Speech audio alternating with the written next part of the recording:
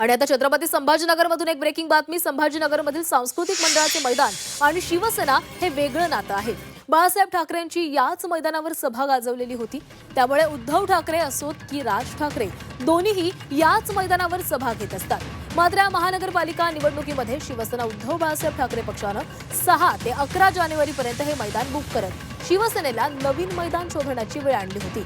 मात्र निवडणूक आयोगाच्या नियमानुसार कोणत्याही एका पक्षाला कोणतंही मैदान अनेक दिवस आपल्याकडे राखीव ठेवता येत नाही असं आयुक्तांनी स्पष्ट केलंय.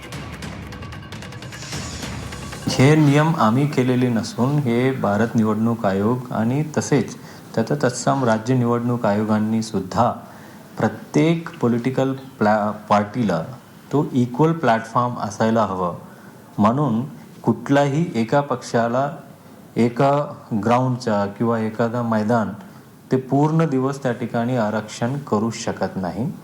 आणि प्रत्येक पार्टीला जर एका मैदानासाठी 3-4 पार्टीजच्या जर अर्ज केल्यास आणि त्याला सकाळी किंवा दुपारी किंवा त्यांच्यासोबत बसून किंवा एक दिवस अगोदर एक दिवस नंतर अशा पद्धतीचा इक्वल प्लॅटफॉर्म उपलब्ध करून द्यायचं, जेणेकरून एका पॉलिटिकल पार्टीनी त्याला मोनोपलाइज करून हायजॅक करता कामा नये, हा शेवटचा उद्देश आहे.